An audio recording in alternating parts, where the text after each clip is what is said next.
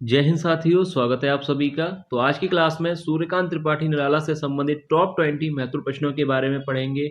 ऐसे प्रश्न लिए गए हैं जो आपसे परीक्षा में पूछे जा सकते हैं, तो आप सभी वीडियो को ध्यान से जरूर देखिएगा। और वीडियो स्टार्ट करने से पहले जो भी विद्यार्थी चैनल पर नए हैं वो चैनल को सब्सक्राइब जरूर कर लें, क्योंकि ऐसे ही महत्वपूर्ण प्रश्न चैनल पर डेली कराए जाते हैं। तो चलिए ज्यादा समय न लेते हुए वीडियो को शुरू करते हैं और देखते हैं आज का पहला प्रश्न। तो देखिए, पहला प्रश्न है, सूर्यकांत त्रिपाठी निराला का जन्म कब हुआ? सूर्यकांत त्रिपाठी निराला का जन्म कब हुआ? 1895, 1890, ऑप्शन सी 1897 या ऑप्शन डी 1896। तो देखिए यहाँ पर राइट आंसर हो जाएगा सूर्यकांत त्रिपाठी निराला का जन्म कब हुआ था।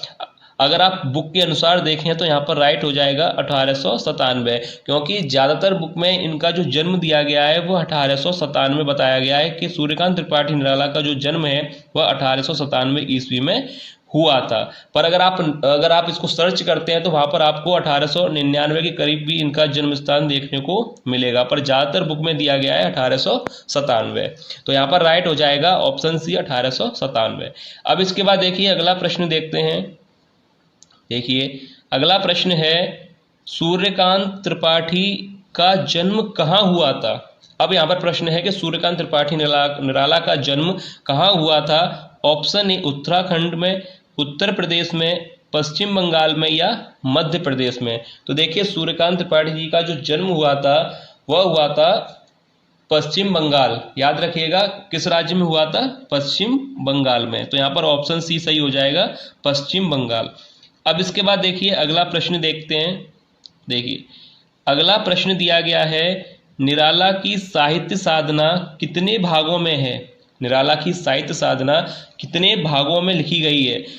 ऑप्शन दिए गए हैं 2 भागों में, ऑप्शन बी 3 भागों में, ऑप्शन सी 4 भागों में या ऑप्शन डी 5 भागों में। तो देखिए निराला की साहित्य साधना कितने भागों में लिखी गई थी? तो यहाँ पर राइट हो जाएगा ऑप्शन 3 भागों में। याद रखिएगा 3 भागों में निराला की साहित्य साधना जो है लिखी गई थी। ऑप्शन यहाँ पर बी सही हो जाएगा, 3 भागों में।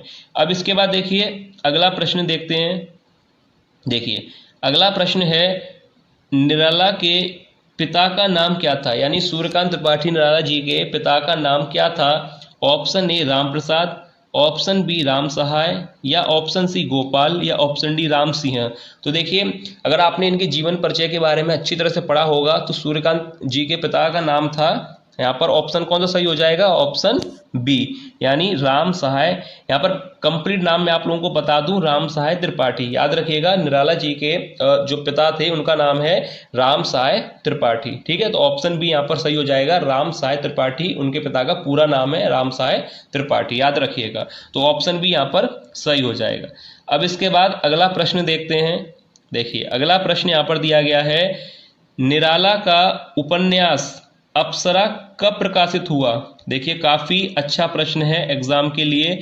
निराला का उपन्यास अप्सरा कब प्रकाशित हुआ था? सन 1930 या 1931, 1932 या 1933। तो देखिए अप्सरा जो उपन्यास था वह कब प्रकाशित हुआ था? तो देखिए यहाँ पर राइट हो जाएगा ऑप्शन बी, यानी 1931 में जो है इसका प्रकाशन हुआ था। याद रखिएगा ऑप्शन बी यहाँ पर प्रश्न है, जो कि काफी ज्यादा महत्वपूर्ण प्रश्न है। सूर्यकांत जी से संबंधित अगर प्रश्न बनते हैं तो उसमें ये पंक्ति भी अगर आपसे पूछी जा सकती है। पंक्ति पूछी गई है, तुझे बुलाता कृषक अधीर, हे जीवन के पारावार। तो देखिए ये जो पंक्ति है, उपयुक्त पंक्ति किस काव्य से ली गई है? प्रश्न कितना महत्वपूर्ण प्रश्न है। तुझे बुलाता कृषक अधीर, हे जीवन के पारावार। तो ये जो पंक्ति है वह किस काव्य से ली गई है? ऑप्शन दिए गए हैं, राम की शक्ति पूजा या बादल राग, सरोज स्मृति या ऑप्शन डी मतलब कोई नहीं। तो देखिए ये जो पंक्ति है वह किससे ली गई है? ऑप्शन सही हो जाएगा बी, बादल राग से। याद रखिएगा ऑप्शन बी सही है, बादल राग। अगर ये पंक्ति आती है तो इसका राइट आंसर रखिएगा, ये पंक्ति है बादल राग से संबंधित। अब इसके बाद देखिए अगला प्रश्न यहाँ पर दिया गया है। अगला प्रश्न है, सरोज स्मृति काव्य का रचना काल है। सरोज स्मृति काव्य का रचना काल है। ऑप्शन देखिए, पहला ऑप्शन है 1930 या 1933 या 1938 या 1935? तो देखिए अगर सरोज स्मृति से संबंधित प्रश्न बनता है कि इसका जो रचना काल है, तो याद रखिएगा ऑप्शन डी यहाँ पर सही हो जाएगा 1935। याद रखिएगा सरोज स्मृति से संबंधित अगर रचना काल के बारे में पूछा जाए तो 1935 जो है बिल्कुल करेक्ट आंसर है। याद रखिए 1935। काफ़ी महत्वपूर्ण प्रश्न लिए गए हैं आज की वीडियो में, तो आप लोग देखिएगा, क्योंकि जो आप लोगों को प्रश्न कराए जा रहे हैं वो काफ़ी ज़्यादा जो है महत्वपूर्ण होते हैं, जो किसी ना किसी परीक्षा में भी पूछे गए होते हैं। तो इसलिए आप लोग वीडियो को जरूर देखा कीजिए, क्योंकि कोई प्रश्न आपसे गलत नहीं होना चाहिए। अगर ये प्रश्न एग्जाम में आते हैं तो आप लोगों से गलत नहीं होने चाहिए। अब इसके बाद देखिए आगे यहाँ पर प्रश्न दिया गया है। देखिए फिर यहाँ पर एक पंक्ति दी गई है और पूछा गया है कि किस कविता से है। देखिए पंक्ति पढ़ते हैं, माँ की कुल शिक्षा मैंने दी, पुष्प सेज तेरी स्वयं रची। ये जो पंक्ति है निराला की किस कविता से है? तो यहाँ पर ये पंक्ति दी गई है और पूछा गया है कि निराला जी की किस कविता से ये उद्धृत है। तो यहाँ पर ऑप्शन दिए गए हैं कि राम की शक्ति पूजा या बादल राग, सरोज स्मृति या ऑप्शन डी कोई नहीं। तो देखिए ये जो पंक्ति यहाँ पर दी गई है, इसका जो राइट आंसर हो जाएगा, ये पंक्ति ली गई है सरोज स्मृति से। याद रखिएगा ऑप्शन सी यहाँ पर जो है बिल्कुल सही आंसर हो जाएगा कि माँ की कुल शिक्षा मैंने दी, पुष्प सेज तेरी स्वयं रची। तो यहाँ पर राइट हो जाएगा आंसर ऑप्शन सी सरोज स्मृति। अब इसके बाद देखिए ये प्रश्न भी काफी महत्वपूर्ण पंक्ति है, हो सकता है आपसे एग्जाम में पूछी जाए, तो याद रखिएगा। अब इसके बाद देखिए अगला प्रश्न यहाँ पर देखते हैं। देखिए अगला प्रश्न दिया गया है, सूर्यकांत त्रिपाठी निराला का जन्म बंगाल के किस जिले में हुआ था? अभी आपको जो पहला प्रश्न आया था उसमें पूछा गया था कि किस राज्य में हुआ था, तो वहां पर आंसर था पश्चिम बंगाल। अब एक चीज आपको क्लियर है कि सूर्यकांत जी का जो जन्म था वो पश्चिम बंगाल में हुआ था। अब यहां पर पूछा गया है कि किस जिले में हुआ था। ऑप्शन दिए गए हैं परगना, दार्जिलिंग, सिलीगुड़ी या मेदिनीपुर। तो देखिए याद रखिएगा ऑप्शन डी यहाँ पर सही हो जाएगा मेदिनीपुर में। अब क्लियर आपको समझ में आ गया होगा कि सूर्यकांत त्रिपाठी जी का जन्म पश्चिम बंगाल के जिले मेदिनीपुर में हुआ था। तो यहाँ पर एक चीज आपको क्लियर हो गई, जन्म के बारे में भी आप लोगों को बता दिया गया है। अब इसके बाद देखिए अगला प्रश्न यहाँ पर दिया गया है। देखिए अगला प्रश्न है, किसने सूर्यकांत त्रिपाठी को ओज और औदात्य का कवि कहा है? देखिए प्रश्न काफी महत्वपूर्ण प्रश्न है कि किसने सूर्यकांत त्रिपाठी को ओज और औदात्य का कवि कहा है? रामविलास शर्मा ने, option B Ganga Prasad Pandey, option C Ramkumar Verma या ऑप्शन डी रामधारी सिंह दिनकर। तो देखिए किसने सूर्यकांत त्रिपाठी को ओज और औदात्य का कवि कहा है? याद रखिएगा इस प्रश्न का राइट आंसर हो जाएगा ऑप्शन ए यानी रामविलास शर्मा। ओज और औदात्य का कवि सूर्यकांत त्रिपाठी जी को किसने कहा था? रामविलास शर्मा ने। याद रखिएगा काफी अच्छा प्रश्न है एग्जाम के लिए, इसलिए यहाँ पर मैं पहले इंपोर्टेंट यहाँ पर लिख दूं। देखिए अच्छा प्रश्न है, एग्जाम में पूछा जा सकता है आप लोगों से, तो याद रखिएगा ऑप्शन ए यहाँ पर सही हो जाएगा रामविलास शर्मा। ठीक है, अब इसके बाद देखिए अगला प्रश्न देखते हैं। देखिए अगला प्रश्न है, राम की शक्ति पूजा कविता किस पत्रिका में प्रकाशित हुई थी? तो देखिए राम की शक्ति पूजा आप जानते हैं कि इस कविता के जो रचनाकार हैं कौन है? सूर्यकांत त्रिपाठी जी। तो राम की शक्ति पूजा कविता किस पत्रिका में प्रकाशित हुई थी? ऑप्शन ए मतवाला, बी सरस्वती, सी भारत मित्र या ऑप्शन डी मर्यादा। तो देखिए ये कविता जो है किस पत्रिका में प्रकाशित हुई थी? तो याद रखिएगा राम की शक्ति पूजा कविता भारत मित्र पत्रिका में प्रकाशित हुई थी। तो यहाँ पर राइट जो आंसर है ऑप्शन सी यहाँ पर करेक्ट होगा, भारत मित्र।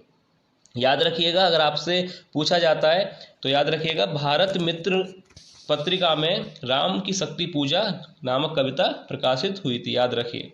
अब इसके आगे यहाँ पर प्रश्न दिया गया है कि राम की शक्ति पूजा के लेखक का नाम क्या है? तो यहाँ पर प्रश्न है कि राम की शक्ति पूजा के लेखक का क्या नाम है? Option A Tulsidas, B Suryakant Tripathi Nirala, C Surdas या ऑप्शन डी वाल्मीकि। तो यहाँ पर राइट हो जाएगा, सरल प्रश्न है इसलिए इसमें ज़्यादा समय नहीं लेंगे, ऑप्शन बी यानी सूर्यकांत त्रिपाठी निराला जो है इसके लेखक हैं। अब इसके बाद देखिए अगला प्रश्न देखते हैं।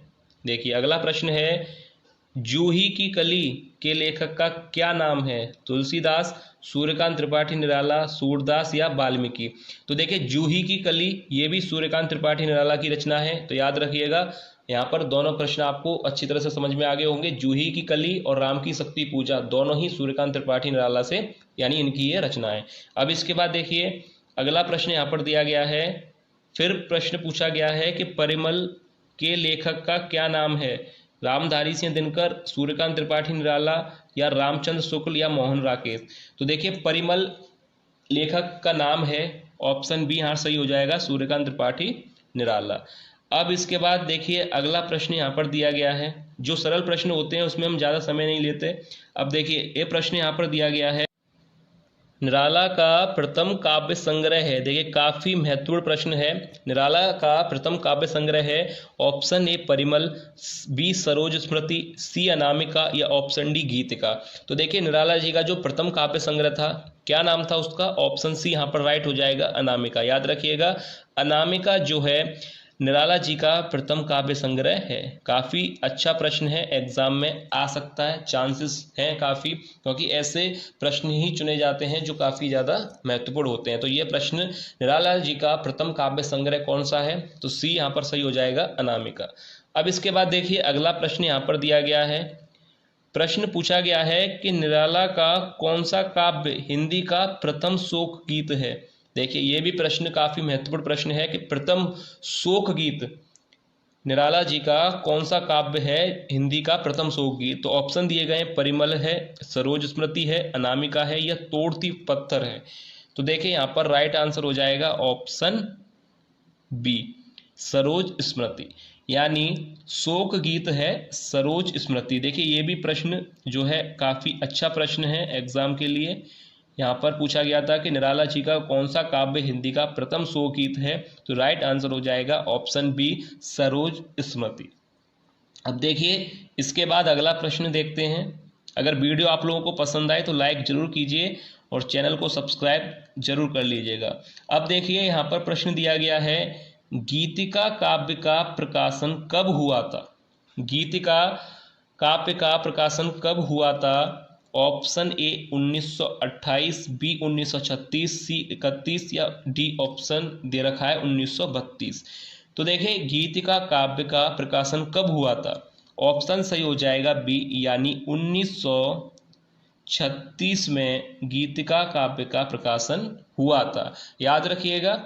अब इसके बाद देखिए अगला प्रश्न देखते हैं जो कि आज की वीडियो का लास्ट प्रश्न है, इसलिए हमने टॉप 20 महत्वपूर्ण प्रश्नों को लिया था जो कि सूर्यकांत जी से संबंधित थे। ये 20 प्रश्न आप लोग जरूर देखिएगा एंड तक। देखिए तो यहाँ पर लास्ट प्रश्न है आज की वीडियो का, और यहाँ पर देखिए प्रश्न है, तुलसीदास काव्य का प्रकाशन कब हुआ था? 1928 में, 1938 में, 1931 में या 1932 में? चार यहाँ पर विकल्प दिए गए हैं, तो यहाँ पर सही विकल्प हो जाएगा ऑप्शन बी, 1938 में तुलसीदास काव्य का प्रकाशन हुआ था। याद रखिएगा गीतिका काव्य का 1936 में और तुलसीदास काव्य का 1938 में। ठीक है, आप लोग अच्छी तरह से याद रखिएगा। तो ये था आज की वीडियो का लास्ट प्रश्न। उम्मीद करता हूं कि आप लोगों को आज की वीडियो, आज के प्रश्न पसंद आए होंगे। अगर वीडियो आप लोगों को अच्छी लगी है तो लाइक जरूर कीजिएगा और चैनल को सब्सक्राइब करने के साथ साथ वीडियो को अपने हिंदी के ग्रुप्स में शेयर जरूर कीजिएगा।